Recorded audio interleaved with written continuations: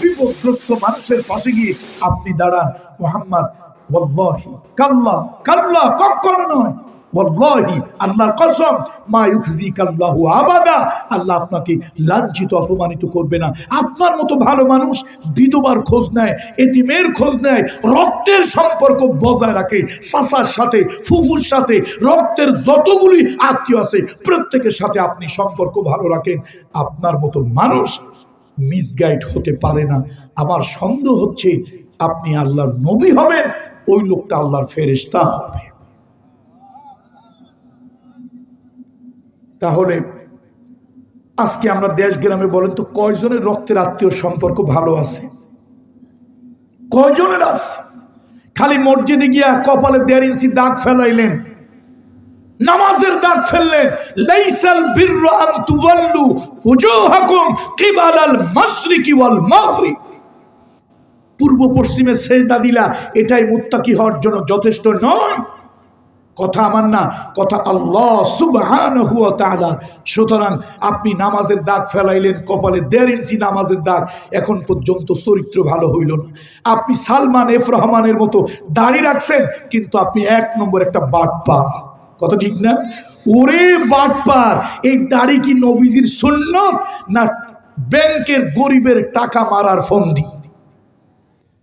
আমার তো মনে হয় সে যদি নবীজির সুন্নত হিসেবে দাড়ি রাখতো, 14 বার যদি ফাঁসির মঞ্চে নেওয়া হইতো, সে বলতো আমি একটা দাড়িতে হাত দেব না, কাটবো না, এটা আমার নবীর সুন্নত।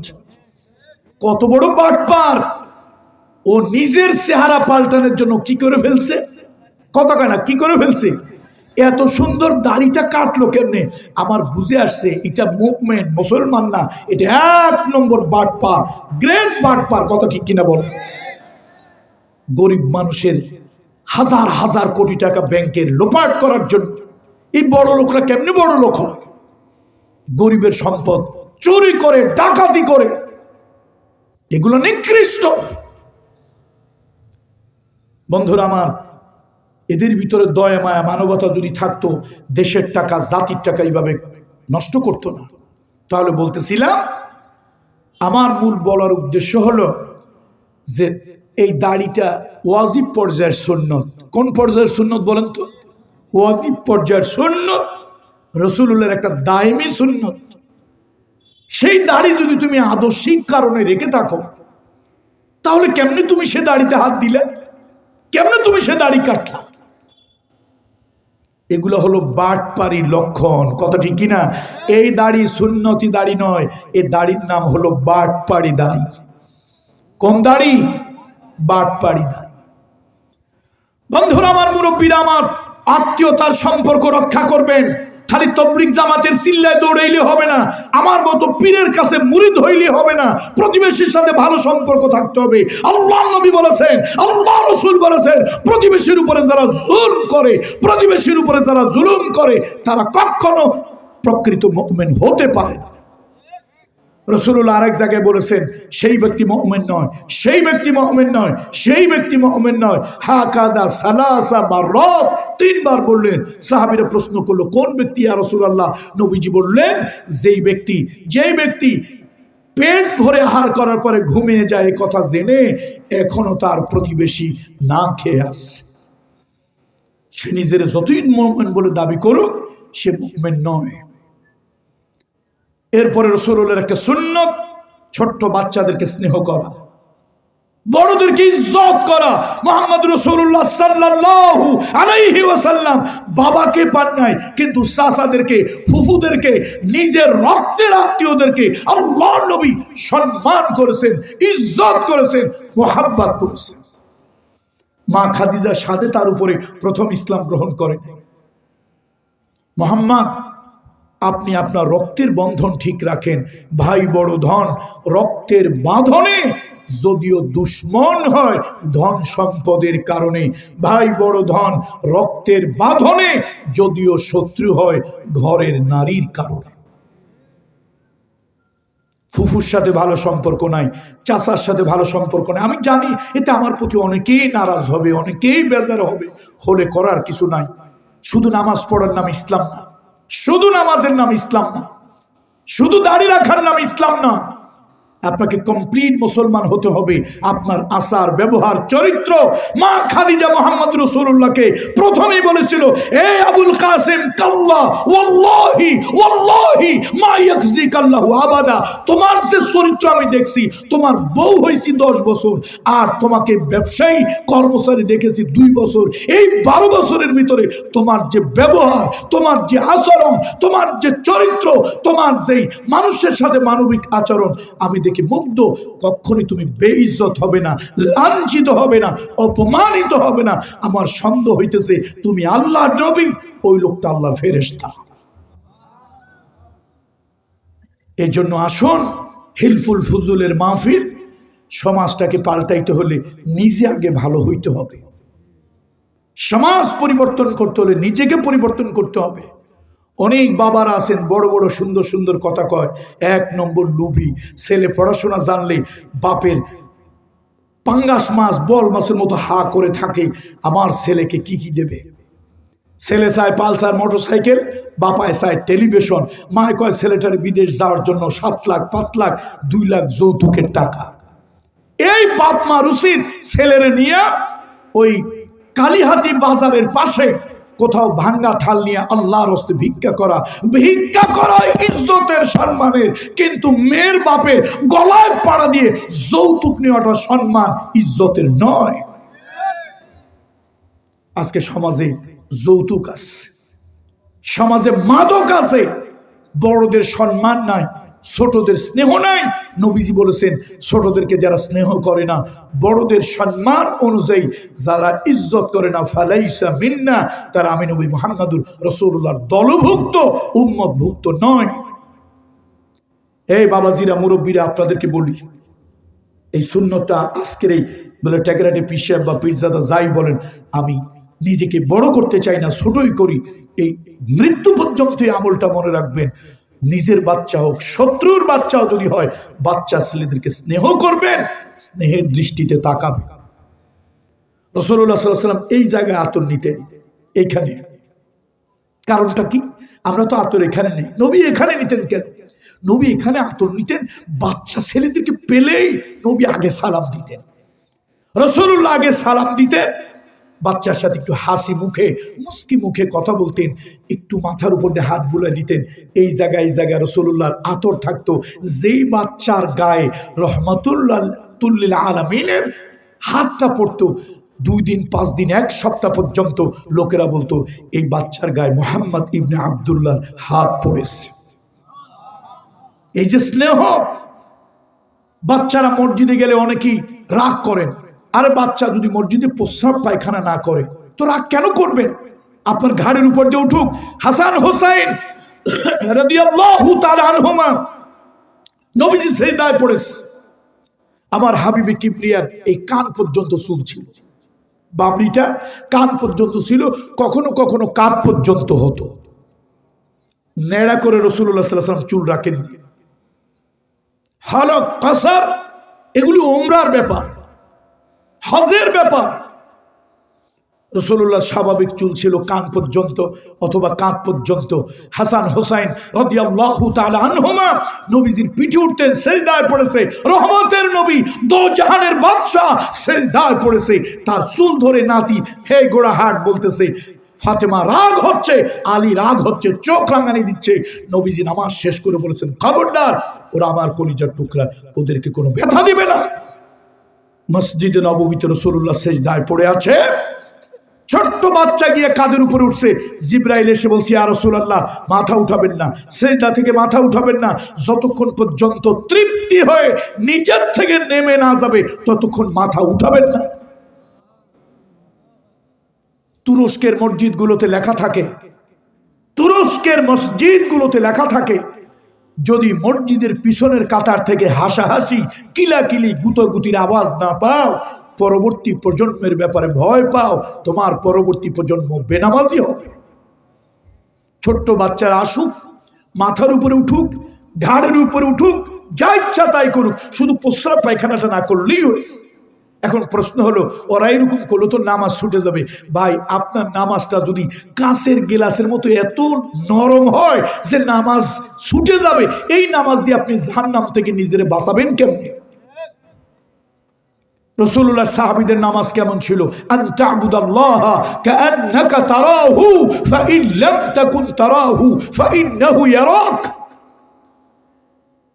কারো শরীর থেকে যদি রক্ত বের হয়ে গড়িয়ে পড়ে, কারো শরীর থেকে যদি রক্ত বের হয়ে গড়িয়ে পড়ে, তাহলে তার উযু ভেঙে যায়। যুদ্ধের ময়দানে সাহাবীদের এরকম তীর লেগেছে, এরকম আঘাত খেয়েছে যে কোনোভাবে ধরতে পারছে না, নামাজে দাঁড় করিয়ে দিয়েছে, সব ভুলে আল্লাহর দিকে মোতাওয়াজ্জু হয়ে আছে, পাও থেকে তীর খুলে ফেলেছে, সাহাবী টেরই পায় না। ওইটা হলো জাহান্নাম থেকে বাঁচার নামাজ। আপনি আমি যা করি এটা নামাজ না, এটা আওয়াজ। এর জন্য আসুন, ছোট্ট বাচ্চাদেরকে, শত্রুর বাচ্চাও যদি হয়, আরে হিন্দুর বাচ্চাও যদি হয়, হোক না, অসুবিধা কি? তার সাথে সুন্দর ব্যবহার। ইন্নাল্লাহা ইয়া'মুরু বিল আদলি ওয়াল ইহসান। আল্লাহ তাআলা আদল করার জন্য, আল্লাহ তাআলা সুবিচার করার জন্য, আল্লাহ তাআলা ইহসান করার জন্য বলেছেন। আল্লাহর নির্দেশ, আল্লাহ তাআলা সুবিচার করার জন্য বলেছেন। একটা কল্যাণময় রাষ্ট্র যদি ভালো রাষ্ট্র হয়, ওই রাষ্ট্রে গরিব বিচার পাবে, বড়লোক বিচার পাবে, কালো মানুষ বিচার পাবে, ফর্সা মানুষ বিচার পাবে। যেই রাষ্ট্রের দল দেখে বিচার হয়, যেই রাষ্ট্রে ধন দৌলত দেখে বিচার হয়, ওই রাষ্ট্র জালিমের রাষ্ট্র, কল্যাণময় রাষ্ট্র নয়। কথা ঠিক কিনা বলেন? এই যুবক বন্ধুরা, স্কুল কলেজের বন্ধুরা, পড়াশোনা যারা করছো, একটা কল্যাণময় রাষ্ট্র যদি হতে হয়, সর্বপ্রথম সে রাষ্ট্রের নাগরিক তার সুবিচার পাবে, ন্যায় বিচার পাবে, ইনসাফ পাবে। আমার দেশে সুবিচার, ন্যায় বিচার গত 15 বছর, 15.5 বছর শুধুমাত্র দলীয় লোকদের বিচার ছিল, মজলুম লোকদের কোনো বিচার তারা পায় নাই। আল্লামা সাইদি সাহেবের মতো একজন শহীদ, আল্লাহর ওলি, তাকে যুদ্ধ অপরাধী বানিয়ে এরপরে শাহবাগে বিরানি দিয়া, কন্ডম দিয়া, লোকজন রেখে মাসের পর মাস মিছিল দিয়া আদালতের আইন পরিবর্তন করে তাকে ফাঁসির অর্ডার দেওয়া হয়েছিল। 140 জন লোক, 42 জন লোক একদিনে ফাঁসির রায়ের অর্ডার হওয়ার পরে শহীদ হয়ে গেছে। এরপরে তারা আমৃত্যু কারাদণ্ড দিলে তার পক্ষে একজন অমুসলিম হিন্দু সাক্ষী দিতে গেলে। আমার দেশ কত জালিম! এই সরকারি কিছু কর্মচারীরা, দলীয় কিছু দালাল গোলামেরা রাষ্ট্রের খায়, রাষ্ট্রের বেতন পায়, আর দলীয় সামসামি করে সেখান থেকে সেই লোকটাকে চুরি করে, হাইজ্যাক করে পাশের দেশে পুশ ইন করে দিল। শুনুন, আদালতে সুবিচার যদি না থাকে, ওই রাষ্ট্রের রহমত আর বরকত থাকে না। সুবিচার থাকতে হবে। আপনার ভিন্ন দলের হোক, ভিন্ন মতের হোক, সুবিচার পাবে। ইন্নাল্লাহা ইয়া'মুরু বিল আদলি ওয়াল ইহসান। আল্লাহ তাআলা প্রথম ন্যায় বিচারের কথা বলেছেন। এই গ্রামের মুরব্বীরা, মুরব্বী বাবাজিরা, আল্লাহর জান্নাতে যেতে চান, আল্লাহর আকাশের ছায়া তলে ছায়া পেতে চান, নবীজির হাদিস থেকে বলে যায় 7 শ্রেণীর লোককে আল্লাহ তাআলা আকাশের ছায়া তলে ছায়া দেবেন, আরশের ছায়া তলে ছায়া দেবেন।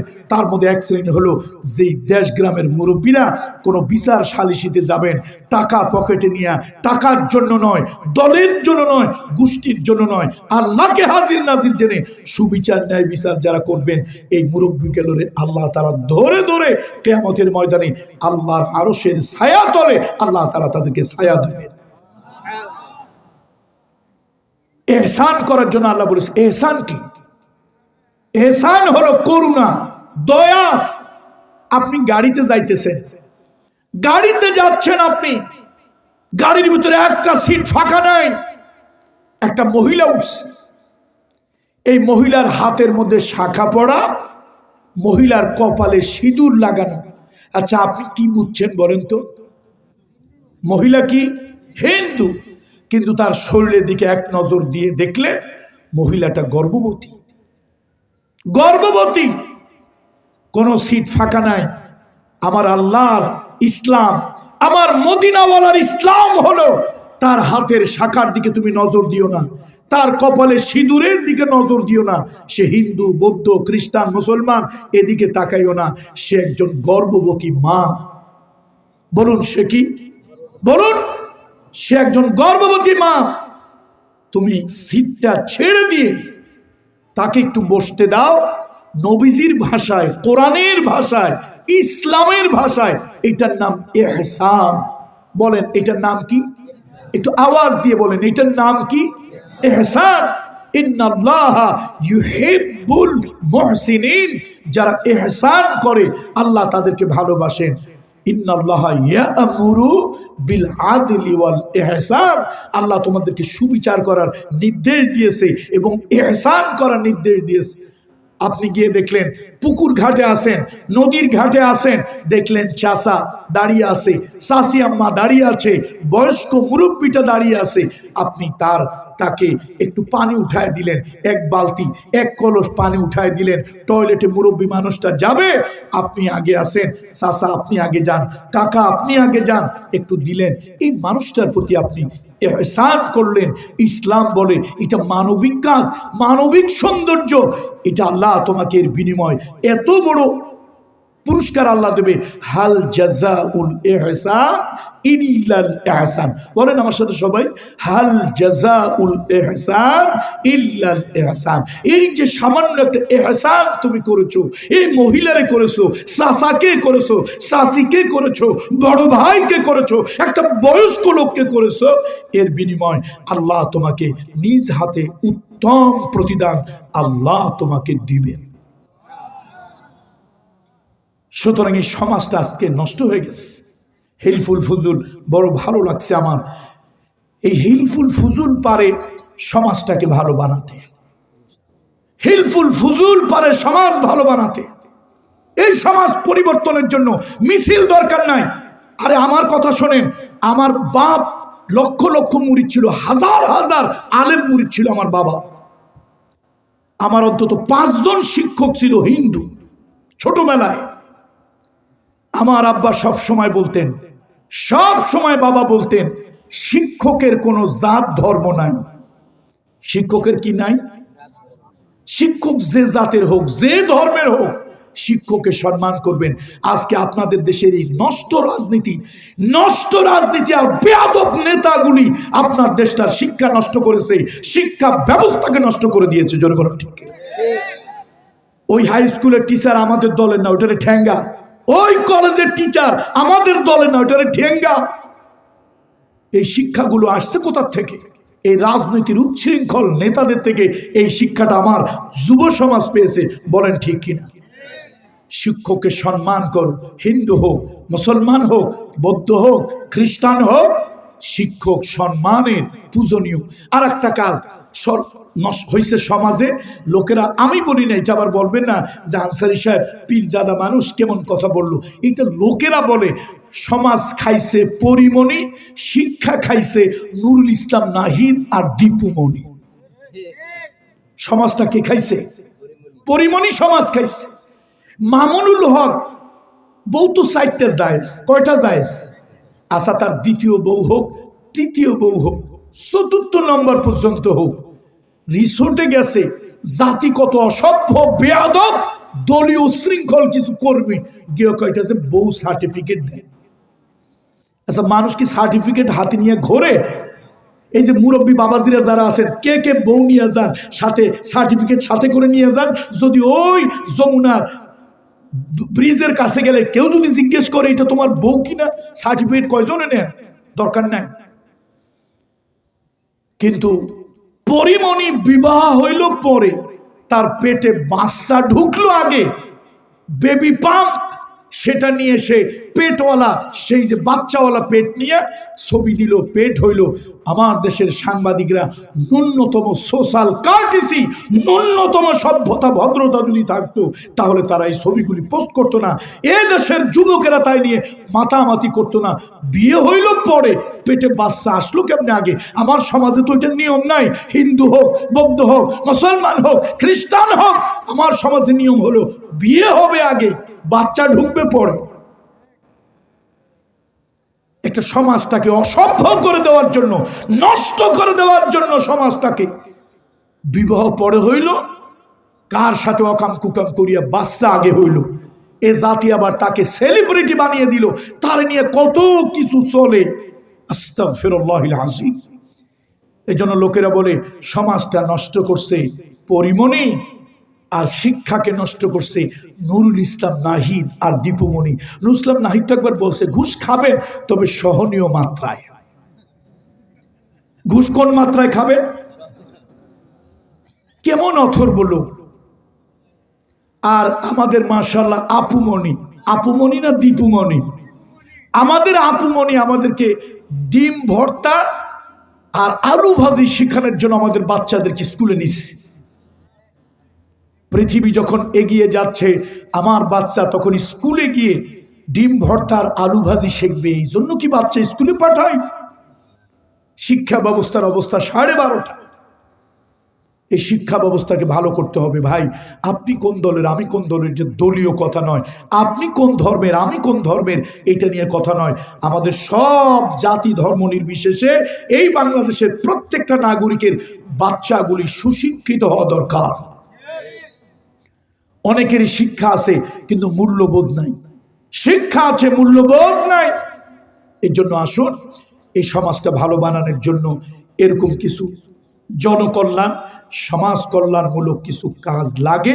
মুহাম্মদ রাসূলুল্লাহ সাল্লাল্লাহু আলাইহি ওয়াসাল্লাম এবং তার সাহাবীরা সমাজটা পরিবর্তন করেছিলেন। মদিনায় নবীজি একটা কল্যাণময় রাষ্ট্র আল্লাহ নবী স্থাপন করেছিলেন।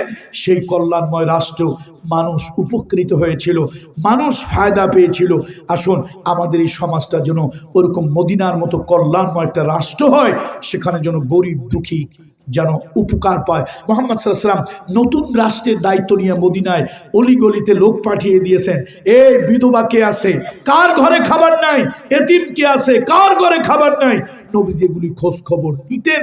আল্লাহ নবী বলেছেন, কেউ যদি পেটের দায় অভাবের কারণে কেউ যদি ঋণ করে মারা যায়, রাসূলুল্লাহ বলেছেন তার ঋণের যদি পরিশোধ করতে না পারে, সে ঋণের বোঝা, ঋণের দায় আমি মুহাম্মদ রাসূলুল্লাহ সাল্লাল্লাহু আলাইহি ওয়াসাল্লাম আমার কাঁধে তুলে নিলাম, রাষ্ট্রের উপরে দায়িত্ব নিয়ে নিলাম। আমাদের দেশে একটা বেদাত চালু হচ্ছে, বলবো এই বেদাতটা ওলামায়ে কেরামরা যারা আসছেন, মসজিদের ইমাম খতিবরা যারা আসছেন, এই বেদাতকে দূর করা দরকার। সারা বাংলাদেশের বেদাতটা আগামী 5, 7, 10 বছর পরে ভয়াবহ আকার ধারণ করবে। একটা জঘন্যতম বেদাত আমার সমাজে চালু হয়েছে। সে বেদাতটা কি? মানুষ মারা গেলে খাটে শোয়া সামনে রেখে ঘন্টার পরে ঘন্টা আলোচনা হয়। উনি বলবেন 5 মিনিট, উনি বলবেন 3 মিনিট, উনি বলবেন 4 মিনিট। এটা বেদাত। এলাকার ইমাম খতিব যারা আছেন এর বিরুদ্ধে শক্ত কথা বলবেন, চাকরি চলে যায়, যাক। রাসূলুল্লাহ সাল্লাল্লাহু আলাইহি ওয়াসাল্লামের সুন্নত কি? এগুলো সুন্নতের খেলাফ, আর সুন্নতের খেলাফ যা সেটাই বেদাত। রাসূলুল্লাহ সাল্লাল্লাহু আলাইহি ওয়াসাল্লাম কোন জানাজায় আল্লাহ নবী কি করতেন? সহিহ হাদিস ঘাটাঘাটি করেন, হাদিসের 5টা 10টা কিতাব ঘাটাঘাটি করেন। রাসূলুল্লাহর কাছে কোনো জানাজা এলে অথবা রাসূলুল্লাহ কোনো জানাজায় গেলে আল্লাহ নবী প্রথম জিজ্ঞেস করতেন তার কোনো ঋণ আছে কিনা, ঋণ আছে কিনা। যদি কেউ বলে হ্যাঁ ঋণ আছে, আমি পাবো, নবীজি তার ওয়ালি অথবা ওয়ারিসদেরকে ডাকতেন, এই যে ঋণ পরিশোধ করে দাও, ইয়া রাসূলুল্লাহ আমরা ওয়াদা করছি এতদিনের মধ্যে আমরা এই ঋণটা পরিশোধ করে দেব। রাসূলুল্লাহ সাল্লাল্লাহু আলাইহি ওয়াসাল্লাম জানাজায় গিয়েছেন, ঋণ আছে, পরিশোধ করার কেউ নাই। নবীজি দেখেছেন লোকটা বড়ই অসহায়, বড়ই অসহায়। সালমান এফ রহমানের মতো সুইস ব্যাংকে টাকা জমানোর জন্য ঋণ করেন নাই, লোন করেন নাই, জীবন জীবিকার তাগিদে, পেটের তাগিদে ঋণ করেছে, কিন্তু পরিশোধ করে মারা যাইতে পারে নাই। রাসূলুল্লাহ বলতেন আচ্ছা কেউ তার ঋণ পরিশোধ করার নাই, আমি মুহাম্মদ রাসূলুল্লাহ সাল্লাল্লাহু আলাইহি ওয়াসাল্লাম রাষ্ট্রের পক্ষ থেকে তার ঋণ পরিশোধের জিম্মাদারি আমি নিয়ে নিলাম। লোকটা গরিব না, ঋণ করেছে, লোন করেছে, কেউ পরিশোধও করে না। নবীজি তার যেনতন একজন সাহাবীরে বলতেন এই তুমি জানাজাটা পড়াই দিও, রাসূলুল্লাহ চলে যেতেন, জানাজা রাসূলুল্লাহ পড়তেন না, তুমি পড়াই দিও। তাহলে আমার সমাজে নবীজির কাজ যেটা, নবীজির কাজ। আরেকটা হাদিসের ভিতরে এসেছে, লাশ যাচ্ছে, লোকেরা বলতেছে আরে মানুষটা ভালো ছিল, খুব ভালো ছিল, এই লোকটা মানুষের প্রতি দয়া ছিল, মায়া ছিল। নবীজি শুনলেন, বললেন ওয়াজাবাত ওয়াজাবাত হাকাদা সালাসা মাররাত, 3 বার বললেন। আবার একদিন লাশ যাচ্ছে, লোকেরা বলে আরে 1 নম্বর বাটপার, খুব কষ্ট দিছে, খুব মিথ্যাবাদী, এরকম বলতেছে। নবীজি বলতে ওয়াজাবাত ওয়াজাবাত ওয়াজাবাত, অবধারিত হোক, অবধারিত হয়েছে। সাহাবীরা প্রশ্ন করল ইয়া রাসূলুল্লাহ, ওই দিনও বললেন ওয়াজাবাত, আজকেও বললেন ওয়াজাবাত, কারণ কি? নবীজি বললেন শোনো, আল্লাহর হাবিব বললেন শোনো, ওই দিনের লাশটা যাওয়ার সময় যে দেখে কার লাশ, ফুলান ইবনে ফুলান, অমুকের ছেলে অমুক, আহারে মানুষটা ভালো ছিল রে, ব্যবহারটা ভালো ছিল, কথাটা সুন্দর বলছে, আহারে কষ্ট দেয় নাই রে, এরকম মানুষের থেকে কিছু কথা বের হয় না ভাই, নিজে থেকে কিছু কথা বের হয় না বলেন। নবীজি বলেন আমি এগুলি শুনতেছিলাম, এই যে ভালো বলতেছিল লোকেরা, ফেরেশতারা এগুলো লিখতেছে, এটা তার জন্য অবধারিত হয়ে গেছে, ওয়াজিব হয়ে গেছে। আবার আরেকদিন ওই যে লাশটা আসছে, লোকেরা তার অত্যাচার জুলুমের, অনেক নেতা নেত্রী আছেন, অনেক এলাকার মুরব্বী আছেন, বংশের মুরব্বী আছেন, তাদের টাকার জোর, লাঠির জোর, তাদের অত্যাচারের কারণে লোকেরা তাদের সামনে মুখ খুলে কথা বলে না, গোপনে বলে আল্লাহ বিদায় হয়েছে, একটা জালিম বিদায় হয়েছে, একটা দুশ্মন বিদায় হয়েছে, একটা ইবলিস বিদায় হয়েছে। আল্লাহ রসুল বলেন এটাও কবুল হয়ে যায়। আমার দেশে এখন চিটাগাংয়েরা উল্টা বানাইছে, লোক কতগুলো নিয়ে কয় লোকটা কেন আসিলি, কেন আসিল, সবাই কয় গম আসিল, লোকটা কেন আসিল, লোক কিছু ভাড়াটিয়া সামনে দিয়েছে, তারা কয় গম আসিল, ভালো আসিল। আল্লাহ বোধহয় এই সমস্ত চালাকি বোঝেন নাকি? কি ভাই, টাঙ্গাইলের ভাইরা, কালীহাতের ভাইরা, আল্লাহ এই সমস্ত চালাকি টালাকি বোঝেন না? বোঝে? তাহলে খবরদার এই বেদাতটা সমাজে চলতে দিবেন না। আল্লাহ তাআলা এই হিলফুল ফুজুলের মাধ্যমে সমাজটা সুন্দর করুন। আমরা আজকের এই মাদ্রাসার সুপার মহোদয়, পরিচালক মহোদয়, আমরা তাকে আল্লাহর কাছে তার জন্য দোয়া করি, আল্লাহ তাআলা তাকে আরো বেশি সম্মানিত করুন। মাহফিল ইন্তেজামিয়া কমিটি, এই হিলফুল ফুজুলের যুব সমাজ